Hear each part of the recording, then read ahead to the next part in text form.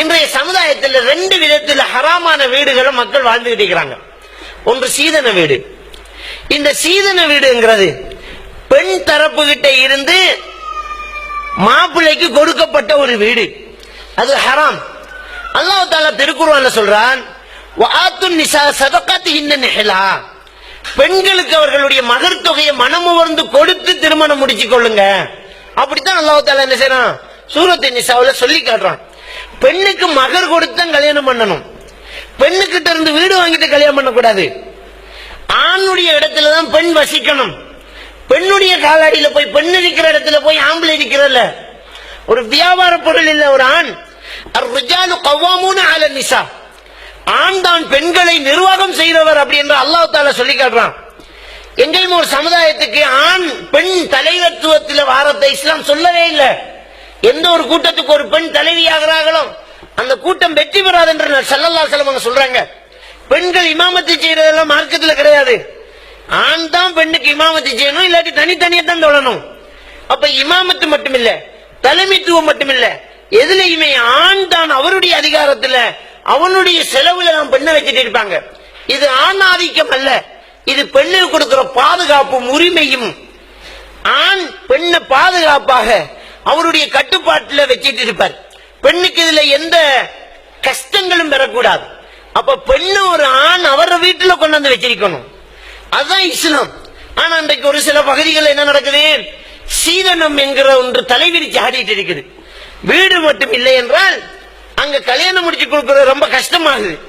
சில மாப்பிள்ளமார் கேட்கிறாங்க, எனக்கு ஒரு சதவு சீதனம் தரல, வீடு மட்டும் போதுங்கிறாங்க. அதை விட பெரிய சீதனமா சொல்லுவாங்க, ஆனா அசைஞ்சு அசைஞ்சு தின்னுமா, வீடு அசையாம தின்னுமான்னு. ஒரு வீடு கட்டி பார்த்தா தான் அதனுடைய வலிமை தெரியும். ஒரு வீடு கட்டி பார்த்தா, சின்னதா ஒரு வீடு கட்டி பார்த்தா தான் அதுல எவ்வளவு கொட்டணும் எவ்வளவு செலவு பண்ணணும் என்று ஒரு ஆம்பளைக்கு தெரியும். இன்னைக்கு சீதன வீடு எவனோ கட்டிக்கிட்டு இருக்கிறதுனால வீண் விரயமும் நடந்துகிட்டு இருக்குது. நம்ம செலவழிச்சா தானே.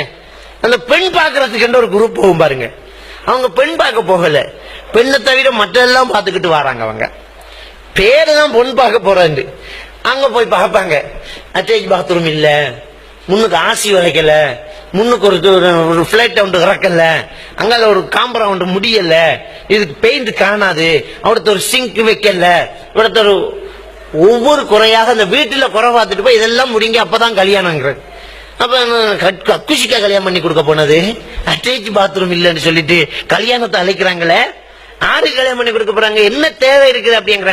ஒரு ஆண் தான் பெண்ணை கல்யாணம் முடிச்சு அவர் வீட்டுக்கு கொண்டு வரணுமே தவிர, ஒரு பெண்ணு வீடு கட்டி வச்சுட்டு மாப்பிள்ளை தர்றதுங்கிறது விபச்சாரத்துக்கு வேறொரு வேறு வச்ச மாதிரி இருக்கும், அது கல்யாணம் கிடையாது. எனவே நாங்க தெளிவாக புரிஞ்சு கொள்ளணும், சீதன வீட்டில் இருக்கிறோம் என்றால் ஹராமான ஒரு சொத்துல இருக்கணும். யார் பங்கெல்லாம் அதுல கலந்திருக்குது, மச்சாமாருடைய பங்கெல்லாம் இருக்கும்.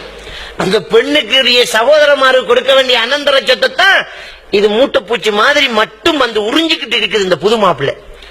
ஒரு ஆம்பளை மௌத்தானா அவன் சொத்துக்கள் பொண்டாட்டி பிள்ளைகளுக்கு அனந்தரமா பிரியணும். இன்னைக்கு மௌத்தாகிற ஒரு முஸ்லீம காட்டுங்களேன், நம்ம இலங்கையில மௌத்தான உடனேயே அனந்தர சொத்து பங்கு பிரிக்கிறாங்களா, இருந்ததான பிரிக்கிறதுக்கு எல்லாம் கொடுத்து முடிஞ்சிட்டு தான் ஒரு ஆளு மண்டைய போட்டு இருக்கிறான். ஒரு பொம்பளை மௌத்தானா அந்த பொம்பளைக்கு ஒரு சொத்து இருக்கும், உம்மா மௌத்தானா உம்மாட சொத்து வரையா இருக்கணும், பாப்பா மௌத்தானா பாப்பாட சொத்து வரையா இருக்கணும், அது அனந்தரமாக பிரியணும். அது வாப்பாக்கும் போகும், உம்மா மௌத்தானா வாப்பாக்கு ஒரு பங்கு போகும், பிள்ளைகளுக்கு வேறும், அதுல உம்மா உயிரோடு இருந்தா அதுல உமாக்கு போகும். அப்ப இந்த அனந்தர சொத்துக்கள் நமக்கு பிரிஞ்சிட்டு வரும்போது சில வேளை சின்ன குழந்தைகளுக்கெல்லாம் சொத்துக்கள் சேர்ந்திருக்கும். அதான் ஒரு சின்ன பருவயசை அடையாத ஒருத்தருடைய சொத்துக்களை பாதுகாத்து கொடுக்கிற சட்டம் எல்லாம் இருக்குது. ஆனா நடைமுறைப்படுத்துறதுக்கு அப்படி ஒன்றும் இல்லையே. அந்த விகிதாசாரங்கள் சரியா இருக்கணும். இருந்து அப்ப ஒவ்வொரு ஆம்பளைக்கு ஏற்கனவே சொத்துக்கள் இருக்கும், அப்ப அவன் கல்யாணம் பண்ணிக்கு போவான், அவன் வீடு கட்டி கல்யாணம் பண்ணணும். அப்பதான் ஒரு ஆம்பளைக்கு இங்க மரியாதையும் மதிப்பும் இருக்கும். அப்ப சீதன வீட்டுல யார பங்கு கலந்திருக்குது, மொத்தமா ஒரு பொம்பளைக்கு ஒரு மாப்பிள்ளை ஒரு ஆம்பளை என்ன செய்வான், வீட்டை கொடுத்துருவான். அதுல ஆறு பங்கு இருக்குது. அங்க இருக்கிற 4 ஆம்பளை பிள்ளைக்கு பங்கு இருக்குது. அங்க அப்பாவியா 2 ஆம்பளை நிப்பான், அவன் பங்கு ராத்த தங்கச்சி மாதிரி கொடுத்து முடிஞ்சு கையை தட்டி விட்டுருவாங்க வாப்பா அம்மாவும். என்ன செய்யற நான் அப்படின்னா, நீ எங்க சரி வாங்கிட்டு போ, உன்னை சும்மாவா விட்டோம், ஆம்பளை நீ அப்படிங்கிறாங்க. பிச்சை எடுக்கிறதுக்கு பெரிய ஒரு குவாலிபிகேஷன் தான் ஆம்பளை. ஒரு தொழிலும் இல்லாட்டியும் பரவாயில்ல, ஆம்பளண்டா கொடுத்தெடுக்கிறாங்க. அப்ப இன்னொருத்திட சொத்தை போய் என்ன செய்யறாங்க, அவதரிக்கிறாங்க, அவன் சொத்தை கைவிட்டு இருக்கிறான். அப்ப காரணம் வேற சொல்றாங்க, நாங்கள் சும்மாவா இருந்தோம், நாங்களும் 4 வீடு கட்டணும் தானே அப்படிங்கிறாங்க. நீங்க அநியாயமா கொடுத்தா நீங்க இன்னொரு இடத்த அநியாயமா எடுக்கலாமா? நம்ம பிட் பாக்கெட் ஒருத்தன் அடிச்சுட்டான்னு சொன்னா நம்ம இன்னொருத்தன் பாக்கெட் எடுத்துக்கிட்டு இறங்குறா பஸ்ல, கூடாது இல்ல. எனவே சீதனம் என்கிற ஒன்று ஒரு ஹராமான சொத்து இருந்தா திருப்பி கொடுத்துடணும். நம்ம சீதன வீட்டுல இருக்கிறோமா, வேணாம் நான் வாடகை வீட்டுல இருந்துருவோம், இதை தூக்கி கொடுத்துடணும் மாமனார் கிட்ட, இதை நீங்க கொடுக்க வேண்டிய ஆள்கிட்ட கொடுத்துருங்க. ஏன்? இது நாளை மறுமையில வந்து பிடிக்கிற இடம். இது நபிகள் நாயகம் ஸல்லல்லாஹு அலைஹி வஸல்லம் சொல்றாங்க, மனில் முஃப்லிஸ், வங்குரோத்துக்காரன் யார் தெரியுமான்னு கேட்கிறாங்க. முஸ்லிமில் வரக்கூடிய ஹதீஸ், வங்குரோத்துக்காரன் யார் தெரியுமா அப்படின்னு கேட்டாங்க. கேட்ட உடனே சஹாபாக்கள் சொல்றாங்க, மல்லா இந்தஹு தீனாருன் வலல் மத்தா வலல் அம்திஆ, யார்கிட்ட காசு பணம் சொத்து சுகம் எதுவுமே இல்லையோ அவன் தான் வங்குரோத்துக்காரன். ஸல்லல்லாஹு அலைஹி வஸல்லம் அவர்கள் சொன்னார்கள், உண்மையான வங்குரோத்துக்காரன் யார் தெரியுமா? நாளை மறுமையில தொழுகையோட வருவான், நோம்போட வருவான், ஹஜ்ஜோட வருவான், தர்மத்தோட வருவான், சகாத்தோட வருவான், எல்லாம் வந்துட்டு இருப்பான். அல்லாவுக்கு செய்ய வேண்டிய கடமை எல்லாம் சரியா செஞ்சிருக்கான். ஒருத்தன் எழும்பி அக்கல மாலி ஹராமன், என் சொத்தை அநியாயமா திண்டிக்கான் யா அல்லாஹ்னு ஒருத்தன் எழும்புவான். யார் எழும்ப போறான்? மாமனார் மச்சாமார் தான் எழும்புவான். சிரிச்சுக்கிட்டானே தந்தை நல்ல தானா தந்தை அப்ப கேட்கலாமா? அங்க மகளையே கண்டு ஓடுற காலம் அது. யௌம யஃபிருல் மர்உ மின் அஹி, சகோதரனை கண்டு ஓடுற நாள் அந்த நாள்.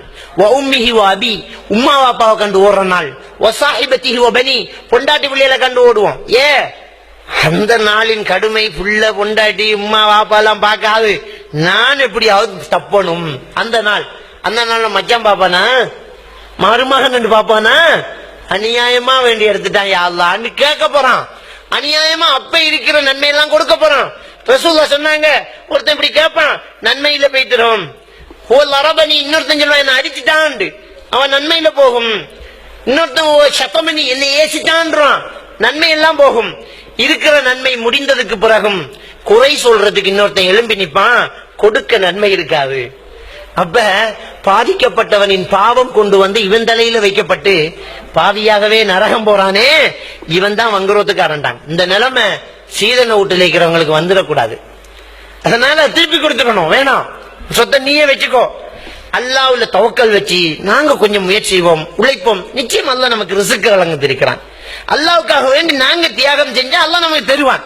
நான் கேட்கிறேன், 1,00,000 முஸ்லிம்கள் 90ஆம் ஆண்டு 1,00,000 முஸ்லிம்கள் அகதியா ஓடி வந்தோமே, இந்த யாழ்ப்பாணம் மன்னார்ல இருந்து ஓடி வந்தோமே, உடுத்த உடுப்போட தானே ஓடி வந்தோம். எங்க போய் சீதன் வீடு கேட்டாங்களா? நல்லா தானே இருக்கிறாங்க. ஒருத்தம் கூட செத்து போகலையே, சூசைட் பண்ணலையே, பிச்சைக்கு போகலையே. அங்கிருந்து ஓடி வந்தெல்லாம் வெளிநாடுகள்ல, இலங்கையில பல இடங்கள்ல நல்ல அழகான வாழ்க்கை வாழ்ந்துட்டு இருக்கிறாங்க. அல்லாஹ் அவங்களுக்கு கொடுக்கலையா? காணி கொடுக்கலையா? வீடு கொடுக்கலையா? அவங்க உழைக்க, கவர்மெண்ட் எல்லாம் பில்டிங் கட்டி கொடுக்கல, நம்மளா உழைச்சி எடுத்தோம். அந்த முயற்சி நம்ம வாழணும் அப்படின்னு நினைச்சாங்க, அல்லாஹ் கொடுத்தான். இதுக்குள்ளேயே இருப்பீங்க நீங்க. மன்னார்ல இருந்து யாழ்ப்பாணத்துல இருந்து வந்த நீங்க என்ன பிச்சையா எடுத்த? நம்ம நடு ரோட்டுக்கு வந்துட்டோமா? நல்லா தானே இருந்தோம். அன்புக்குரிய இஸ்லாமிய சகோதரர்களே, அல்லாஹ் தருவான் நம்பிக்கை நம்மகிட்ட இல்ல. அந்த நம்பிக்கையோட நம்ம இருக்கணும். எனவே இந்த ஒரு வீடு ஹராத்துல இருக்குது இன்றைக்கு நிறையவே.